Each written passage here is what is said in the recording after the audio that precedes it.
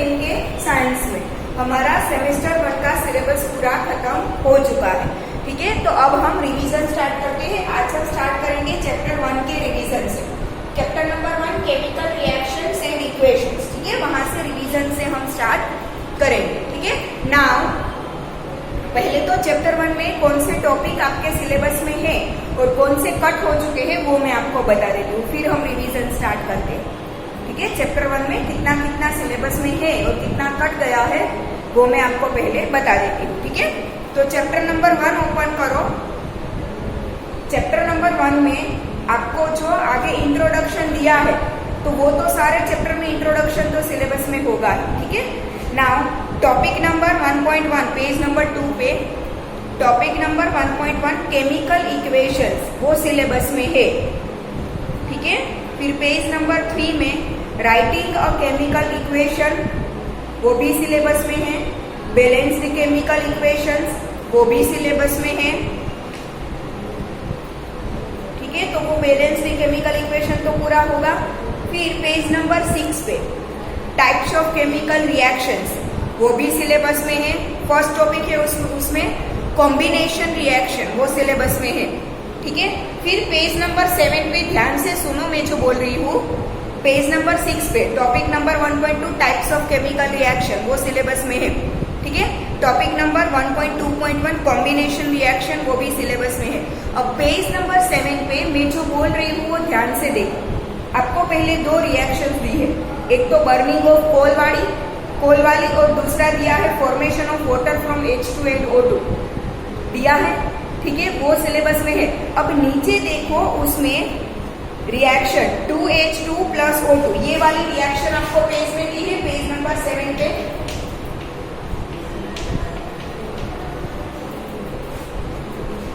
ये रिएक्शन आपको दी है पेज में। ठीक है, इसके नीचे का सेकेंड पैराग्राफ देखो। ये रिएक्शन के नीचे का सेकेंड पैराग्राफ में पढ़ रही हूँ। देखो, in activity 1.4 we also observe that a large amount of heat is evolve. देखा हमने। ठीक है, वहां से लेके पूरा पेज कैंसर। ठीक है, मतलब कि ये जो आपको एक्सप्लेनेशन दी है ना वो एक्सोथर्मिक एंडोथर्मिक वाली है। तो एक्सोथर्मिक एंडोथर्मिक आपके सिलेबस में से निकल चुका है। आया समझ में? ठीक है, मैंने पैराग्राफ पढ़ा कि in activity 1.4 we also observe that a large amount of heat is evolve. वहां से लेके पूरा पेज कैंसर। एक्सोथर्मिक वाला कुछ भी, एंडोथर्मिक वाला कुछ भी आपके सिलेबस में नहीं है। तो ये जो रिएक्शन है उसके नीचे एक पैराग्राफ दिया है कि in simple language we can say that when 2 or more substances combine to form a single product the reactions are called combination reactions। वहां तक सिलेबस में है, उसके नीचे का कैंसर। ठीक है, कॉम्बिनेशन रिएक्शन की डेफिनेशन दी है ना वहां तक है, उसके नीचे का सिलेबस में से कैंसिल हो चुका है। फिर पीछे है डिकम्पोजिशन रिएक्शन, तो वो सिलेबस में है। ठीक है, तो डिकम्पोजिशन रिएक्शन में तो बीच में आपको कोई एंडोथर्मिक एक्सोथर्मिक वाला कुछ भी एक्सप्लेनेशन नहीं दिया है। दैट मीन्स कि डिकम्पोजिशन पूरा सिलेबस में है। ठीक है, नाउ पेज नंबर 10 पे डिस्प्लेसमेंट रिएक्शन वो सिलेबस में है। ठीक है, बट हाँ डिस्प्लेसमेंट रिएक्शन में आपको सिर्फ इक्वेशंस और उसकी क्या है वो याद रखना है। ऊपर ये जो एक्टिविटी दी है ना वो एक्टिविटी के बारे में कुछ भी नहीं आएगा, एक्टिविटी कैंसल है। ठीक है, सिर्फ आपको इतना याद रखना है कि डिस्प्लेसमेंट में होता क्या है। एक सब्सटेंस है वो दूसरे सब्सटेंस को क्या करेगा, रिप्लेस करेगा। ठीक है, डिस्प्लेसमेंट में सिर्फ इतना याद रखना है और उसके इक्वेशंस के यहाँ पे आपको जो एग्जाम्पल्स दिए हैं वो एक्टिविटी आपको याद रखने की जरूरत नहीं है। फिर नीचे है पेज नंबर 11 पे डबल डिस्प्लेसमेंट रिएक्शन वो कैंसल है सिलेबस में से। डबल डिस्प्लेसमेंट आपके सिलेबस में से कैंसल हो चुका है। क्लियर ना? पेज नंबर 12 पे दिया है ऑक्सीडेशन एंड रिडक्शन वो सिलेबस में है। पेज नंबर 12 पे ऑक्सीडेशन एंड रिडक्शन सिलेबस में है। अब पेज नंबर 13 पे टॉपिक है कि have you observe the effects of oxidation reactions in everyday life वो कैंसल। मतलब ये कोरोजन रेसिडिटी वाला टॉपिक पूरा कैंसल। क्लियर? ठीक है, तो ये हो गया चैप्टर नंबर 1 कितना सिलेबस में है और कितना कट हो चुका है वो मैंने आपको बता दिया। अब साथ में चैप्टर नंबर 2 और 3 भी देख लेते हैं कि कितना सिलेबस में है। फिर इसका रिवीजन मैं आपको करवाती हूँ, ठीक है।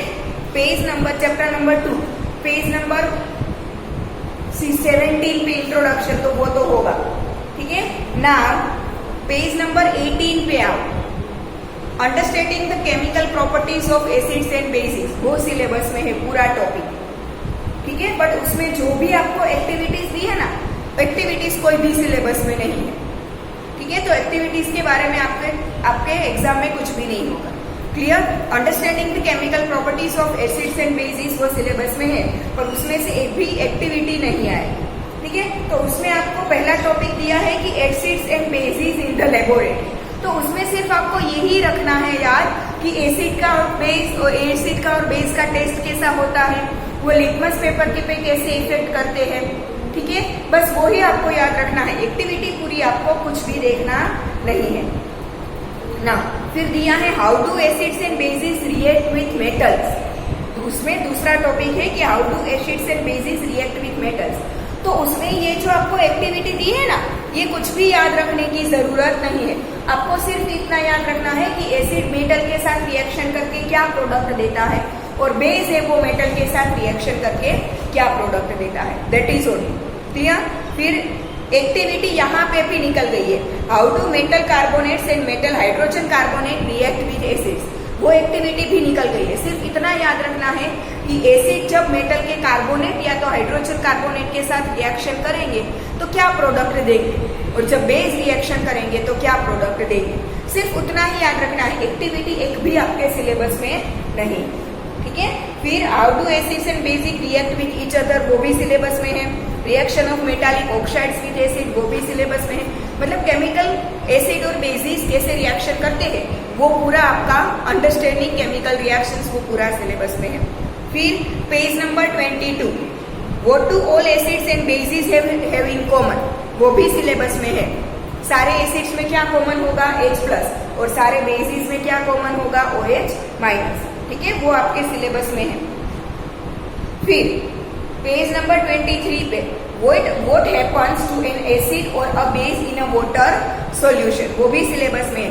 उसमें भी एक्टिविटी नहीं है, सिर्फ इतना याद रखना है कि जब एसिड वाटर में डिसॉल्व होते हैं तो H+ रिलीज करते हैं, और जब बेस वाटर में डिसॉल्व होते हैं तो OH- रिलीज करते हैं, नथिंग एल्स, क्लियर। एक्टिविटी नहीं है। फिर page number 25 how strong are acid और बेस सॉल्यूशंस, वो सिलेबस में है। फिर पेज नंबर 26 पे importance of pH in everyday life, वो भी सिलेबस में है, तो उसके सारे टॉपिक्स आ जाएंगे, ठीक है। फिर पेज नंबर 28 पे मोर अबाउट सोल्स, वो भी पूरा सिलेबस में है, उसकी प्रेपरेशंस, ठीक है, सारे अलग अलग सोल्ट में से क्या बनता है वो सारा है सिलेबस में। पेज नंबर 32 पे crystals of salts really dry, वो भी सिलेबस में। मतलब ये देखो तो जनरली चैप्टर 2 में से सिर्फ एक्टिविटीज ही कैंसिल हुई है, बाकी सारा चैप्टर 2 सिलेबस में है, clear. Now chapter number 3 metals and non metals, उसमें page number 37 physical properties, metals और नॉन मेटल की फिजिकल प्रॉपर्टीज सिलेबस में है, ठीक है। फिर आ जाओ पेज नंबर 40 पे केमिकल प्रॉपर्टीज ऑफ मेटल, वो सारी chemical properties cancer, chemical properties of metals सारी कैंसर, ठीक है। पहला है बर्न्ट इन एयर, वो कैंसर। दूसरी प्रॉपर्टी है रिएक्ट विथ वाटर, वो कैंसर। थर्ड प्रॉपर्टी है how do metals react with solutions of other metal salts, वो भी कैंसर। फिर how do metals react with acids, वो भी कैंसर, ठीक है। फिर द रिएक्टिविटी सीरीज, वो भी कैंसर। सिर्फ इतना याद रखना कि रिएक्टिविटी सीरीज होता क्या है, ठीक है, और कौन सी मेटल ऊपर नीचे आएगी, मतलब कि रिएक्टिविटी सीरीज आपको याद रखना है। सिलेबस में नहीं है, पर इस चैप्टर के आगे के टॉपिक्स में उनका यूज होता है, तो सिर्फ रिएक्टिविटी सीरीज याद रखना, ठीक है। सिलेबस में नहीं है इसका मतलब ये नहीं कि भूल जाओ, क्लियर ना। मतलब सारी केमिकल प्रॉपर्टीज कैंसिल हो गई, ठीक है। पीछे how do metals and non metals react, page number 46, वो सिलेबस में है कि मेटल्स एंड नॉन मेटल्स एक दूसरे के साथ कैसे रिएक्ट करती है, ठीक है। Page number 48 properties of ionic compounds cancer, properties of ionic compounds cancel.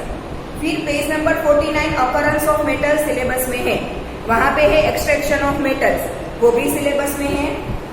फिर पेज नंबर 50 पे ये एक्सट्रैक्शन पूरा आ जाएगा, ठीक है, अकरेंस ऑफ मेटल पूरा टॉपिक आ जाएगा, ठीक है।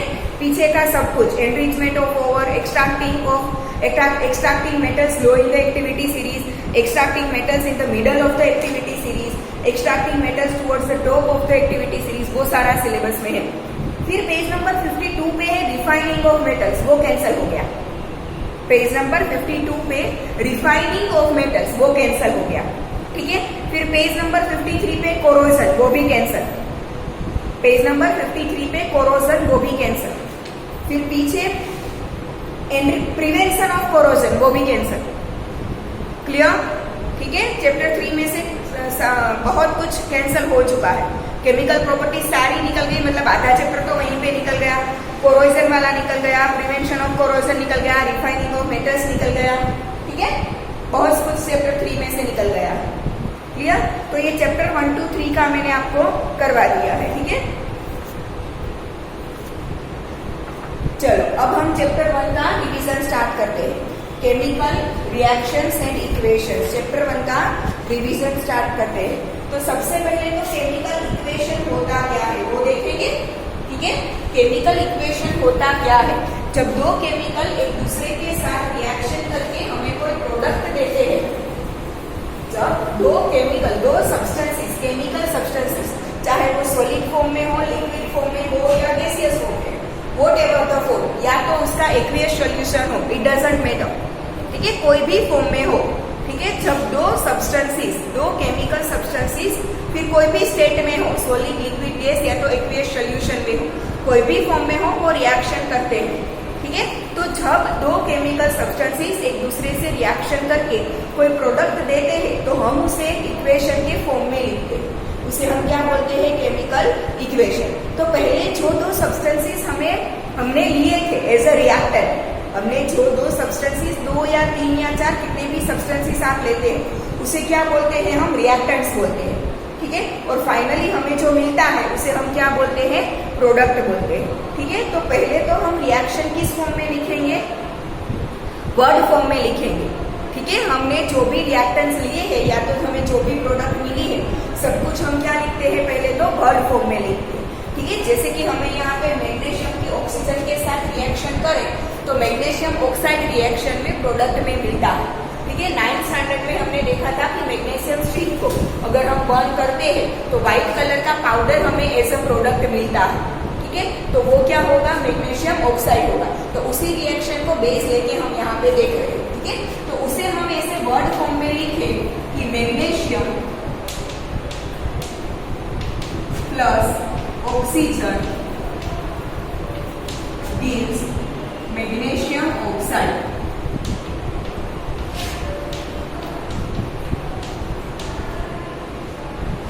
ठीक है। इसे हम क्या बोलेंगे? वर्ड फॉर्म बोलेंगे। इसे हम क्या बोलेंगे? वर्ड फॉर्म, ठीक है। कि magnesium plus oxygen gives magnesium oxide, ठीक है। इसे हम क्या बोलेंगे? वर्ड फॉर्म बोलेंगे। क्लियर। अब इसे हम इसके सिंबल के फॉर्म में लिखेंगे। मैग्नीशियम का सिंबल, ऑक्सीजन का सिंबल, मैग्नीशियम ऑक्साइड का सिंबल, अगर हम इसे सिंबल के फॉर्म में लिखते हैं तो उसे हम क्या बोलेंगे? केमिकल इक्वेशन बोलेंगे। क्या बोलेंगे उसे? Chemical equation.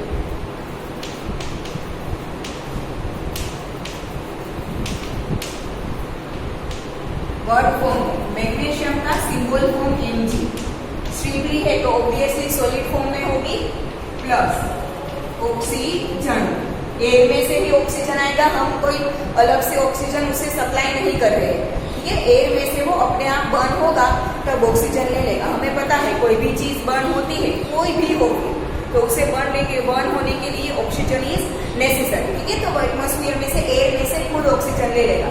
तो एयर में ऑक्सीजन किस फॉर्म में होगा? गैसियस फॉर्म में होगा, ठीक है। फिर हमने क्या देखा कि मैग्नीशियम ऑक्साइड का हमें व्हाइट कलर का पाउडर मिलता है। पाउडर मतलब सॉलिड फॉर्म, ठीक है। Magnesium oxide that is MgO, वो किस फॉर्म में मिलेगा? सॉलिड फॉर्म में, ठीक है। तो नीचे आप ऐसे सफिक्स में जो ब्रैकेट में AsGL या तो AQ लिखते लिखते हो वो क्या दिखाते हो, उसका स्टेट दिखाते हो। एस मतलब सॉलिड स्टेट, गैस मतलब गैसीय स्टेट। अगर आपने एल लिखा है तो लिक्विड स्टेट और ए क्यू लिखा है तो एक्वियस। ठीक है, एक्वियस सोल्यूशन। एक्वियस सोल्यूशन मतलब कि उस सब्सटेंस का वाटर में बनाया हुआ सोल्यूशन। एक्वा मतलब वाटर। ठीक है, तो एक्वियस सोल्यूशन मतलब अगर आपने यहाँ पे एक्यू लिखा है दैट मीन्स कि उस सब्सटेंस का वाटर में बनाया हुआ वो क्या होगा, सोल्यूशन होगा। क्लियर? ठीक है, इसे हम बोलेंगे केमिकल इक्वेशन। नाउ ये सब कुछ कॉमनली क्या है, केमिकल रिएक्शन।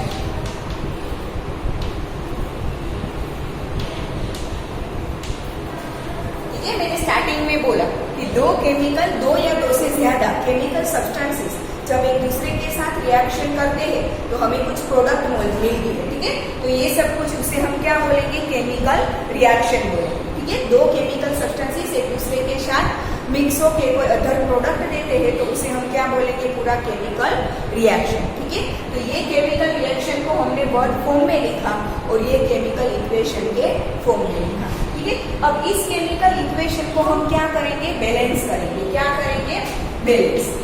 तो वो भी केमिकल रिएक्शन ही होगा। ठीक है, पर ये पर्टिकुलर हमने जो केमिकल इक्वेशन लिखा है उसे हम क्या करेंगे, बैलेंस करेंगे।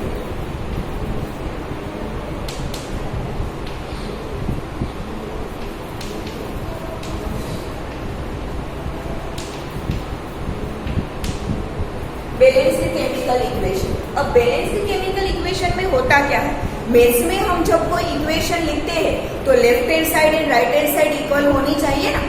मैथ्स में जब हम कोई इक्वेशन लिखते हैं तो क्या करते हैं, उसकी right hand side and left hand side दोनों क्या होनी चाहिए, इक्वल होनी चाहिए। तो सेम यहाँ पे होगा, left hand side and right hand side दोनों क्या होनी चाहिए, इक्वल। मतलब कि दोनों साइड सब कुछ सेम होना चाहिए। मतलब कि यहाँ पे देखो mg, यहाँ पे आपने आगे कुछ नहीं लिखा ना, उसका मतलब है 1। आगे कुछ नहीं लिखा उसका मतलब क्या होता है, 1। और यहाँ पे सफिक्स में भी कोई नंबर नहीं लिखा उसका मतलब 1। ठीक है, जब आप किसी भी केमिकल सब्सटेंस को, सॉलिड, लिक्विड या गैसेस और एक्वियस को, व्हाटएवर द सब्सटेंसेस, ठीक है, कोई भी स्टेट में अगर सब्सटेंस हो इट डजंट मैटर। ठीक है, बट अगर उसके आगे और उसके सफिक्स में कुछ नहीं लिखा दैट मीन्स कि उसकी वैल्यू 1 है। कितना लिया है हमने, 1 लिया। क्लियर? ठीक है, आगे या तो सफिक्स में कुछ नहीं लिखा उसका मतलब 1। क्लियर? तो मैग्नीशियम हमारे पास यहाँ पे भी कुछ नहीं है सफिक्स में और यहाँ पे भी कुछ नहीं है, दैट मीन्स कि मैग्नीशियम हमारे पास कितना है, 1 है। ठीक है, और इस साइड देखो यहाँ पे भी मैग्नीशियम में, आगे यहाँ पे मैग्नीशियम में सफिक्स में भी कुछ नहीं लिखा, आगे भी कुछ नहीं लिखा, दैट मीन्स कि वो क्या है, 1 है। क्लियर? मतलब कि देखो ये लेफ्ट हैंड साइड और ये राइट हैंड साइड, दोनों साइड mg क्या है, 1 1। मतलब कि दोनों साइड सेम है तो उसे अब बैलेंस करने की जरूरत नहीं है। बट ऑक्सीजन यहाँ पे मैंने सफिक्स में 2 लिखा है। ऑक्सीजन यहाँ पे मैंने सफिक्स में क्या लिखा, 2। तो हम क्या करेंगे, पहले एक टेबल बनाएंगे। क्या बनाएंगे, टेबल बनाएंगे। टेबल कैसे बनाएंगे हम, element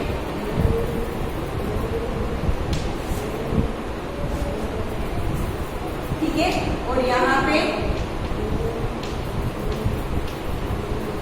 number of atoms in reactant और यहाँ पे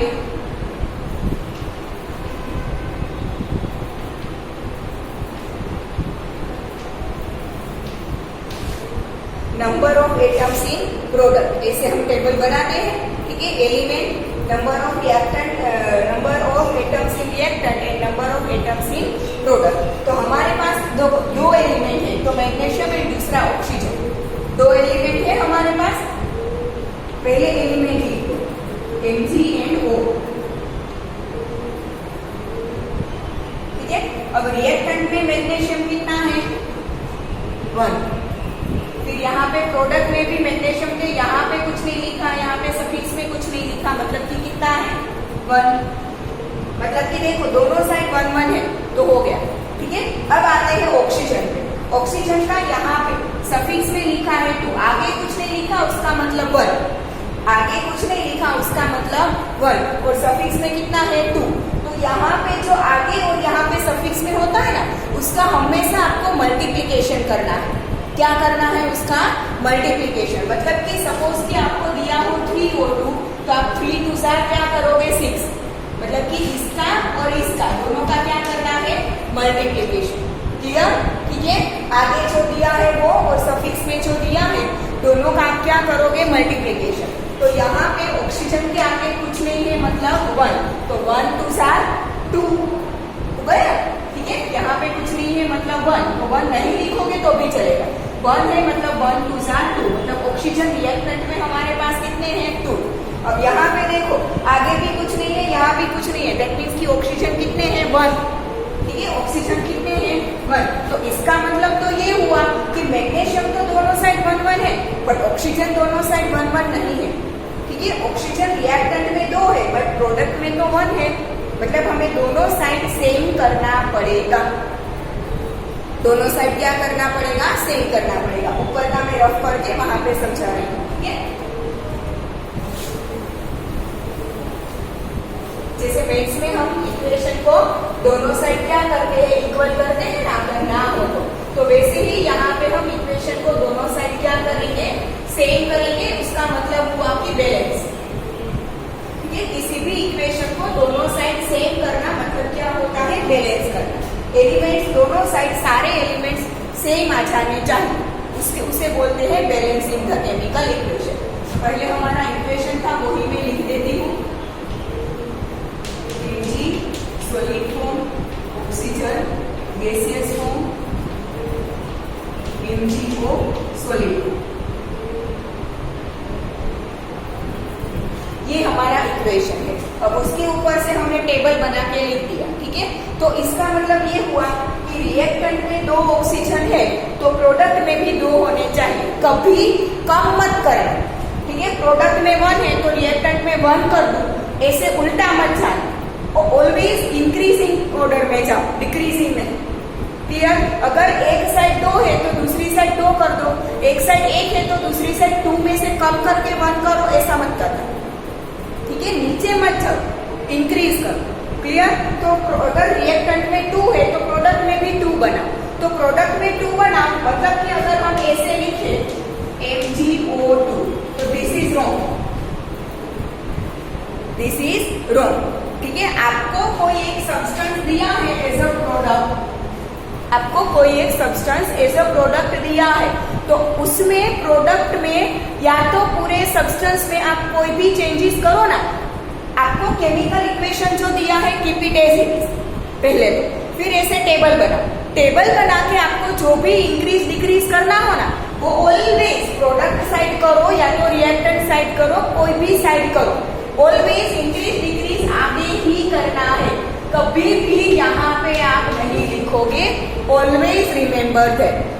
ठीक है, जो भी आपको इंक्रीज डिक्रीज वॉट एवर आपको चेंजेस करने हैं वो चेंजेस आप आगे ही करोगे, कभी सफिक्स में कुछ भी चेंज नहीं करोगे। इक्वेशन में आपको ऑलरेडी आपको इक्वेशन अनबैलेंस्ड दिया होगा, उसे आपको बैलेंस करना है, बट आपको सफिक्स में जो भी नंबर दिए हैं उसे आप कभी चेंज नहीं करोगे। ठीक है, यहाँ पे कुछ भी नहीं दिया तो 1, तो उसे आप चेंज नहीं करोगे। आया समझ में? ठीक है, तो हमें ऑक्सीजन यहाँ पे रिएक्टेंट में 2 है, प्रोडक्ट में भी 2 बनाने हैं, तो हम जो भी चेंज करेंगे वो यहाँ पे आगे करेंगे। आया समझ में? कभी भी सफिक्स में कोई भी चेंज मत करो। आपको अगर कोई एक रिएक्शन में ऐसा दिया है Fe3O4, मानो रिएक्शन में आपको ऐसा दिया है, अब Fe आपको 3 में से चेंज करना है तो आप यहाँ पे कभी भी चेंज नहीं करोगे, चेंज ऑलवेज आगे ही करोगे। ऑक्सीजन आपको यहाँ पे 4 में से चेंज करना है तो यहाँ पे डायरेक्टली कोई भी चेंज आप नहीं करोगे, कहाँ पे करोगे आगे। ऑलवेज रिमेम्बर दैट, चाहे वो रिएक्टेंट हो चाहे प्रोडक्ट हो कुछ भी हो।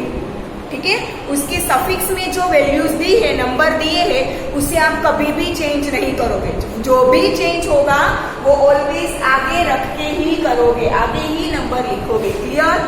ठीक है ना?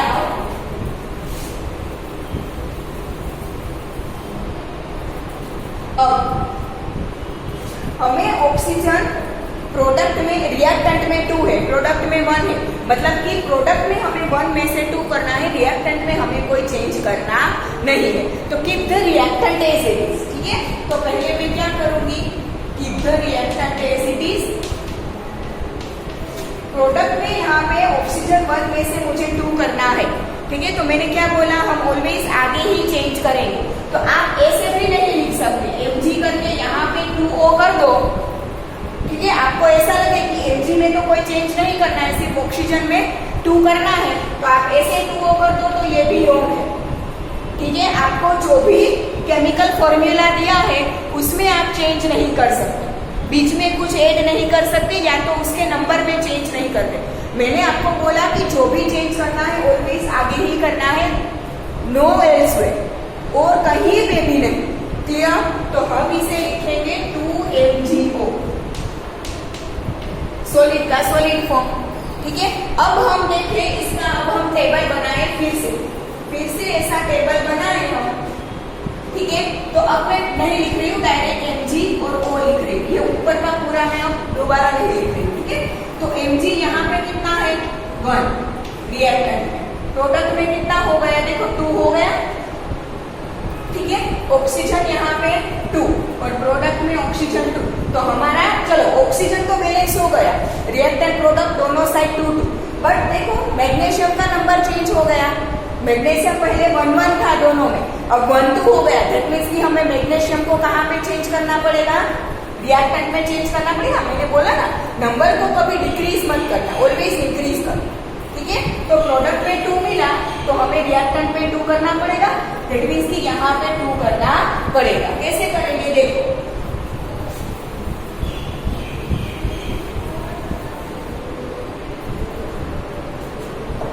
पहले मैं इक्वेशन को एज इट इज लिख देती हूँ, Mg solid plus O2 gaseous gives, ये हमने नया लिखा वो 2MgO सॉलिड। क्लियर? अब हमारे पास प्रोडक्ट में तो Mg2 है, ठीक है। हमें रिएक्टेंट में 1 में से 2 करना है, तो रिएक्टेंट में यहाँ पे 2 कर दो, तो हो गया 2, ठीक है। अब नया जो बनेगा टेबल वो क्या होगा,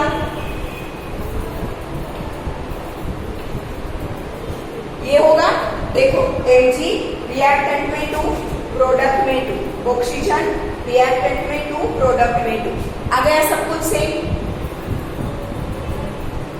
Mg और ऑक्सीजन के रिएक्टेंट और प्रोडक्ट दोनों में नंबर सेम आ गए, सारा 2-2-2। क्लियर? ठीक है। सारा 2-2-2 ना हो ऐसा भी हो सकता है, हाँ, ठीक है। जैसे कि ये देखो, तो इसे पहले ये समझ लो, पहले तो अब ये हमारा सेम हो गया दोनों साइड, दैट मीन्स कि now our equation is in balanced form. अब आगे कुछ नहीं करोगे, जरूरत नहीं है। क्लियर? अब इसका स्टेट लिखना मत भूलना, कई बार इक्वेशन में स्टेट दिया होगा, कई बार नहीं दिया होगा, तो अगर नहीं दिया है तो वो आपको लिखना है, अगर स्टेट नहीं लिखोगे तो भी नहीं चलेगा। सिर्फ बैलेंस करके छोड़ दो, उसका स्टेट ना लिखो तो नहीं चलेगा, स्टेट भी लिखना है, ठीक है। अब कई बार ऐसा होता है, जैसे कि देखो Fe3O4, तो उसमें एक साइड Fe होता है और ऑक्सीजन होता है, ठीक है। तो दोनों में Fe3O4, ठीक है। तो Fe रिएक्टेंट में 3, प्रोडक्ट में 3, ऑक्सीजन रिएक्टेंट में 4, प्रोडक्ट में 4, ठीक है। तो सारे नंबर 2-2-2 हो ऐसा जरूरी नहीं है, ठीक है। एलिमेंट के हिसाब से नंबर अलग अलग हो सकते हैं, जैसे कि Fe3-3 है, ऑक्सीजन 4-4 है, ऑक्सीजन 5-5 भी हो सकते हैं, Fe2-2 भी हो सकते हैं। क्लियर? तो एलिमेंट के हिसाब से नंबर चेंज हो सकते हैं, बट याद आपको रखना है कि पर्टिकुलर एलिमेंट का दोनों साइड नंबर सेम आ जाना चाहिए। क्लियर? ठीक है। इसे हम बोलेंगे बैलेंस्ड केमिकल इक्वेशन। आ गया सबको समझ में कि केमिकल इक्वेशन को कैसे बैलेंस करते हैं। हमारे पास यहाँ पे 2 ही एलिमेंट थे, Mg and magnesium and oxygen, 2 he element है। अगर आपके पास 3 या 4 एलिमेंट अलग अलग हो तो सारे लिखो, सबको बैलेंस करो। मेथड तो आपको सेम फॉलो करनी है, चाहे एलिमेंट 2 हो, 5 हो या 7 एलिमेंट हो, डजंट मैटर, मेथड हमको सेम ही फॉलो करनी है। क्लियर? ठीक है। तो आज हमारा ये बैलेंस्ड केमिकल इक्वेशन तक हो चुका है, ठीक है। नेक्स्ट लेक्चर से हम types of chemical reactions start करेंगे। आज हम यहाँ तक रखते हैं।